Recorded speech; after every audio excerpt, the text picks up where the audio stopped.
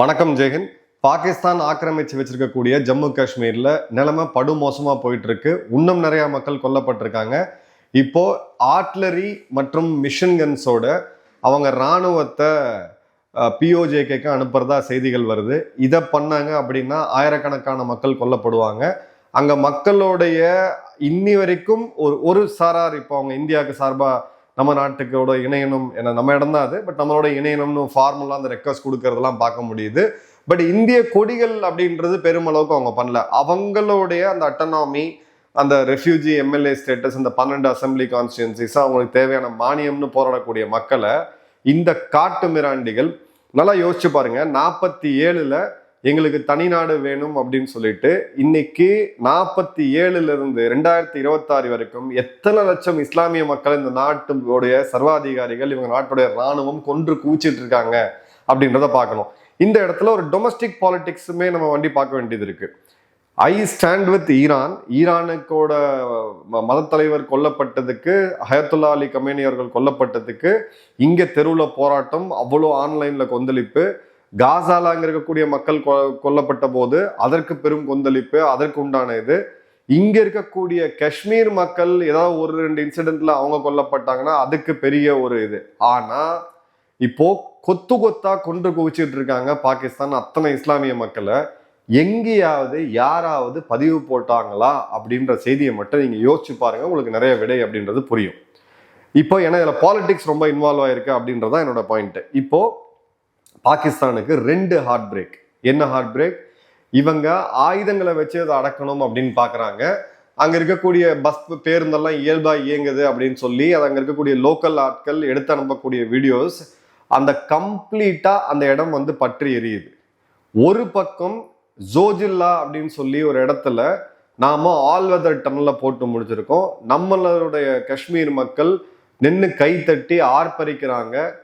நம்மளுடைய வந்தே பாரத் எக்ஸ்பிரஸ் இப்ப காசிகுண்ட் வரைக்கும் போயிருக்கு. ட்ரெயின் கனெக்டிவிட்டி இருக்கு. இந்தியாவிலே இல்லாத அளவுக்கு ஒரு டூரிசம் இன்ஃப்ளோ இங்க இருக்கு. பெரிய அக்ரிகல்ச்சர் ப்ரொடியூசர் வெளில எடுத்துட்டு வராங்க. புது புது கிரிக்கெட்டர்கள் உருவாக்கிட்டு வராங்க. நிறைய பேர் ஐஏஎஸ் ஐபிஎஸ்ல காஷ்மீர்ல இருந்து தேர்வு பெற்று வர ஆரம்பிச்சிட்டாங்க. அங்க பாத்தீங்க அப்படின்னா கொஞ்சமா அந்த இயல்பு நிலை, நல்ல 5G connection, best of the health care அப்படின்னு சொல்லி எல்லாமே நடந்து முடிஞ்சிருக்கு. அவங்களா தேர்ந்தெடுத்த இப்போ ஒரு அரசாங்கமும் திரு ஒமர் அப்துல்லா அவர்கள் தலைமையில் இயங்கிட்டு இருக்கு. ஃபென்ஸுக்கு அந்த பக்கம் இருக்கக்கூடிய காஷ்மீர்ல அவங்க ரொட்டிக்கு, அடிப்படையா ரொட்டிக்கு தேவையான கோதுமைக்கு போராடிக்கிட்டு இருக்கக்கூடிய ஒரு நிலைமை தான் இருக்கு. ஸோ 2 நாடுகள், 2 பிரதேசம், ஒரே மக்கள் எப்படி மாறி இப்ப இருக்கிறாங்க அப்படின்னு பார்த்தோம்னா, இந்த மக்களுக்கு ஃபென்ஸுக்கு அந்த பக்கம் இருக்கக்கூடிய, அதாவது இப்போ நம்ம லைன் ஆஃப் கண்ட்ரோல் நம்ம பக்கம் இருக்கக்கூடிய எல்லார்கள் மக்கள் கூடயுமே அவங்க குழந்தை குட்டி அவங்க எல்லாம் அண்ணன் தம்பியா வளர்ந்தவங்க தான், எல்லாருக்கூடையும் தொடர்பு இருக்கு. ஸோ வெகு விரைவில் இதை அப்படியே 68-70ல் என்ன நடந்துச்சோ அதே மாதிரியான நிலைமைக்கு தான் இவங்க எடுத்துட்டு போறாங்க அப்படின்றதுல நம்ம உறுதியா சொல்ல முடியும். 2வது ஹார்ட் பிரேக் என்ன அப்படின்றத பார்ப்போம். 2வது ஹார்ட் பிரேக் என்ன அப்படின்ற போது, பாகிஸ்தான், சைனா இந்த 2 நாடுகளும் சேர்ந்து பலுச்சிஸ்தான்ல தனிநாடு கேட்டு போராடிட்டு இருக்கக்கூடிய ஒரு போராளி அமைப்பான பலுச்சிஸ்தான் லிபரேஷன் ஆர்மி மற்றும் அதோடைய சூசைட் பிரிகேடா இருக்கக்கூடிய மஜித் பிரிகேடுக்கு ஐநாவுடைய பாதுகாப்பு கவுன்சில் 1267 சாங்ஷன்ஸ் படி இதை பயங்கரவாத அமைப்பா அறிவிக்கணும் அப்படின்னு சொல்லி ஒரு தீர்மானத்தை முன்னெடுக்கிறாங்க. இதுல நல்ல கவனிங்க, ஐநாவுடைய நிரந்தர பாதுகாப்பு கவுன்சில்ல சைனா ஒரு பெர்மனன்ட் மெம்பர். இந்த 2 நாடுகள் இப்போ 2வது நல்ல கவனிங்க, அமெரிக்கா, யூகே மற்றும் பிரான்ஸ் 3 நாடுகளும் இந்த தீர்மானத்தை எதிர்த்து டெக்னிக்கல் ஹோல்ட் அப்படின்ற இடத்துல இது பண்ணிருக்காங்க, ஹோல்ட் பண்ணி வச்சிருக்காங்க. இந்த தீர்மானத்தை நிறைவேற்ற விடலை. ஏன்னா சர்வதேச பயங்கரவாத அமைப்புகளான அல் கொய்தா மற்றும் ஐஎஸ்ஐஎஸ் போன்ற அமைப்புகளுக்கும் பிஎல்ஏக்கும் லிங்க், அதாவது இந்த எவிடன்சஸ் சஃபிஷியண்டா இல்லை அப்படின்னு சொல்லி இப்போ ஒத்தி வைக்கிறாங்க. இந்தியா எப்பப்பெல்லாம் லஷ்கர் இ தொய்பா மேல தடை வேணும்னு சொல்லி போகும் பொழுது, மசூத் அசார் போன்ற பயங்கரவாதிகள் மீது தடை வேணும்னு போகும் பொழுது இதே டெக்னிக்கல் ஓடுன்ற இதை பயன்படுத்தி தான் சைனா இவங்களை பாகிஸ்தானுக்கு ஆதரவு கொடுத்துட்டு இருந்தாங்க. இப்ப சைனாக்கு அதே செருப்படியை அமெரிக்கா, யூகே மற்றும் பிரான்ஸ் 3 நாடுகளும் சேர்ந்து கொடுத்துருக்கு அப்படின்றத பாக்குறோம். ஸோ நாங்கள் அமெரிக்காவுடைய ஜிகிரி தோஸ்து நாங்க சொன்னாதான் ட்ரம்ப் சாப்பிடுவாரு, நாங்க சொன்னாதான் ஷூவை கழட்டுவாரு அப்படின்லாம் அங்க படம் போட்டுட்டு இருந்தவங்க இவங்க முன்னே எடுத்து கொண்டு போகக்கூடிய பாகிஸ்தான் ப்ரொபோஸ் பண்ணி சைனா வீட்டோ பவரை கையில் வச்சுட்டு இருக்கக்கூடிய நாடுக்கு எதிராக இன்னைக்கு அமெரிக்கா இது முடிவு எடுத்திருக்கிறாங்க அப்படின்னா பாகிஸ்தானை ஒரு டேஷாக தான் நாங்கள் பயன்படுத்துவோம் அப்படின்னு சொல்லி அவங்களோட முன்னாள் சிஐ அதிகாரி சொல்லியிருந்தாரு. இப்போ அது மீண்டும் அந்த இடத்துல நிரூபணமாகுது அப்படின்றத பார்க்குறோம். டிப்ளமேட்டிக் அப்சர்வர்ஸ் அப்படின்ற நிறுவனம் இவங்க என்ன சொல்றாங்க அப்படின்னா, the same tactic China used for years to shield Pakistan-based terrorists from UN sanctions is now being turned against Pakistan itself. இதே கிளாஸை பயன்படுத்தி டெக்னிக்கல் ஹோல்டை பயன்படுத்தி தான் இந்தியாவுக்கு எதிராக செயல்பட்ட பல பயங்கரவாதிகளுக்கு எதிராக தீர்மானங்கள் முன்னெடுத்து கொண்டு போகும்போது, ரஷ்யா அமெரிக்கா போன்ற நாடுகள் முன்னெடுத்து கொண்டு போகும்போது டெக்னிக்கல் ஹோல்டுன்னு சொல்லி சைனா வந்து தடை செய்வாங்க. இப்போ இவங்களுக்கு ஆப்பு வைக்கிறாங்க அப்படின்றத பார்க்குறோம். இப்போ பிஎல்ஏ பற்றி நம்ம நிறைய பேசியிருக்கிறோம். பிஎல்ஏவுடைய ஒரு ஹிஸ்டரி மட்டும் பார்ப்போம். 2018 தல்பனின் அப்படின்ற ஒரு இடத்துல பாகிஸ்தானில் ஒரு பஸ்ல சீன இன்ஜினியர்கள் குறிவைக்கப்படுறாங்க. சீனாவுடைய குடிமகன்கள் முதல் முறையாக கொல்லப்பட்டது அங்கதான். 2018 சைனாவுடைய தூதரகத்தின் மேல கராச்சியில ஒரு தாக்குதல் நடக்குது. 4 பேர் அதுல கொல்லப்பட்டாங்க. கவடார்ல பேர்ல் கான்டினென்டல் ஹோட்டல்ல 2019 தாக்குதல் நடக்குது. அங்க சீனர்கள் கொல்லப்பட்டாங்க. இது மாதிரி 50க்கும் அதிகமான நிகழ்வுகள் நடந்திருக்கு. ஸோ சீனாவுக்கு தன்னுடைய மக்களை காப்பாற்றிக்கிறதுக்கு இப்போ பிஎல்ஏ அமைப்பு மீது சர்வதேச தடை கொண்டு வந்து அதை எப்படியாவது முடக்கணும் அப்படின்னு பார்க்குறாங்க. இப்போ இந்த 1267 1267 சாங்ஷன் கமிட்டினா என்ன? யூபிஎஸ்சி போன்ற காம்படிட்டிவ் தேர்வுகளில் நிச்சயமாக இதை பற்றியான கேள்விகள் வரும்.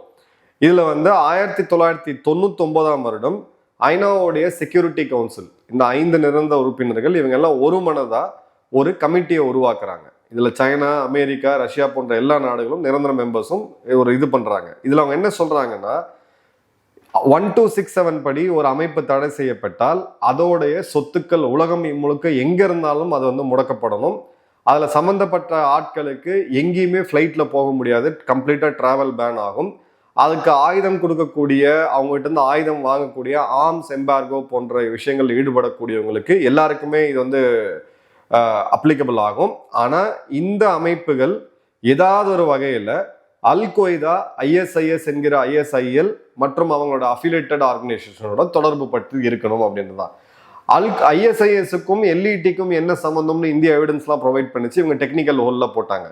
ஸோ இப்போ அதே காரணத்தை காமிச்சு தான் இங்கே போட்டிருக்காங்க அப்படின்றத பார்க்குறோம். இந்த யுஎன்எஸ்சி மெம்பரில் இந்த கமிட்டியில் 15 உறுப்பு நாடுகள் இருப்பாங்க. இந்த 15ல் எந்த ஒரு நாடு டெக்னிக்கல் ஹோலில் போட்டாலும் அந்த அமைப்புக்கு எதிராக அவங்க அந்த சாங்ஷன்ஸை கொண்டு வர முடியாது. இப்போ ஒரு நாடு இல்லை, அமெரிக்கா, பிரான்ஸ், யூகே 3 நாடுகளும் சேர்ந்து போடும்போது மறந்துடாதீங்க, 3 நாடுகளும் கூட்டாளி நாடுகள். 3க்குமே பொது எதிரி யாரு அப்படின்னு பார்த்தீங்கன்னா சீனா. ஸோ இந்த டெக்னிக்கல் ஹோல்டு அப்படின்றது 6 மாத காலம் வேலிட். 6 மாத காலம் மீண்டும் இவங்க அப்புறம் தீர்மானம் எடுத்துட்டு வந்தாங்கன்னா இதே டெக்னிக்கல் ஹோல்டை வேற ஒரு நாடு சொல்லும், திரும்பவும் போகும். அப்படின்ற போது ஒரு யுஎன்எஸ்சியோடைய வீட்டோ அப்படின்றது கிடையாது. ஸோ டெக்னிக்கல் ஹோல்டு அப்படின்றது கிளியர் கட்டா இங்க பார்க்குறோம். இது சைனாவுடைய ஷீல்டு.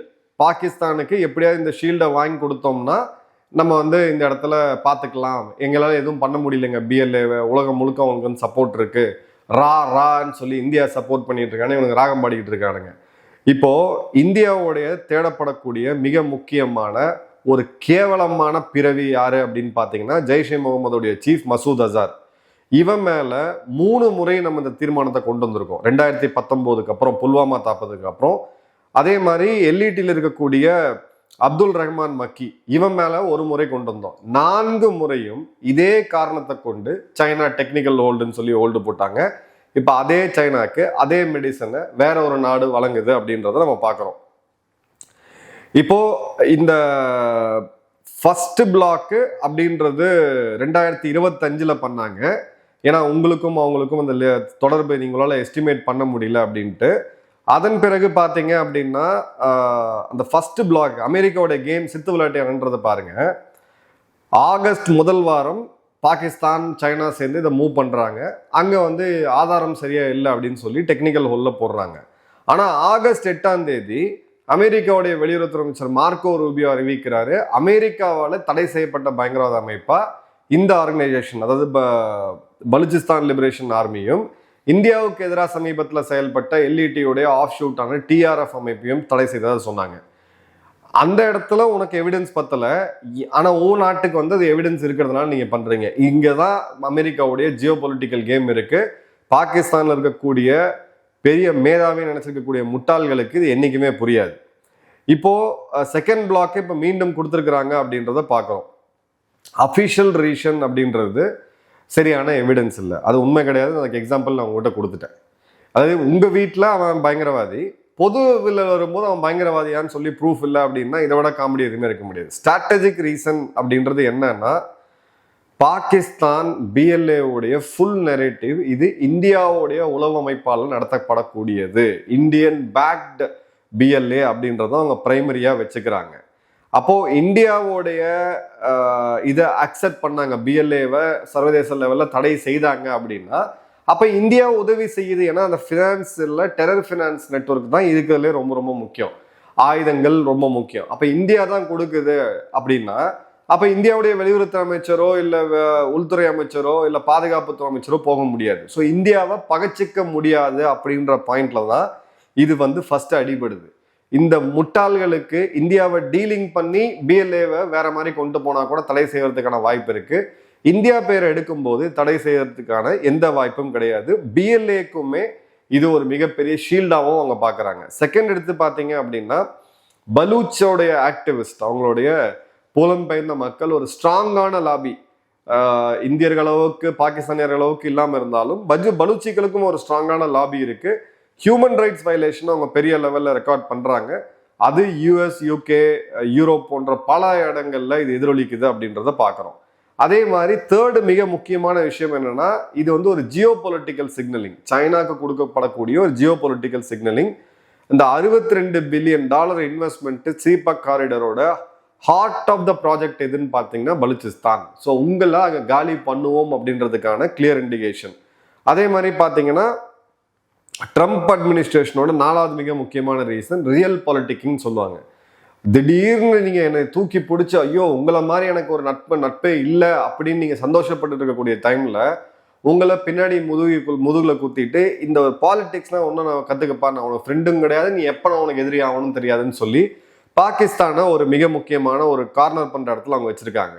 இப்போ இதோட இம்ப்ளிகேஷன்ஸ் எடுத்தீங்க அப்படின்னு பார்த்தீங்கன்னா, பாகிஸ்தானால இந்த சர்வதேச அமைப்பை இதை தடை இதில் கொண்டு வராத வரைக்கும் அவங்களால ஃபினான்சஸோ அதுக்கு உண்டான ஆயுதங்களையோ அவங்களுக்கான சப்போர்ட்டை கட் பண்ண முடியாது. கிளியர் கட்டா பலுச்சிஸ்தானுடைய இந்த ப்ராஜெக்ட் இது வந்து ஒரு RNAW ரா உளவு அமைப்புடைய ஒரு ப்ராஜெக்ட் அப்படின்றது உள்ளுக்குள்ள இந்த முட்டாள்களுக்கு இவங்க வேணா சொல்லிட்டு இருக்கலாமே தவிர வெளியில யாரும் நம்ப போறது கிடையாது.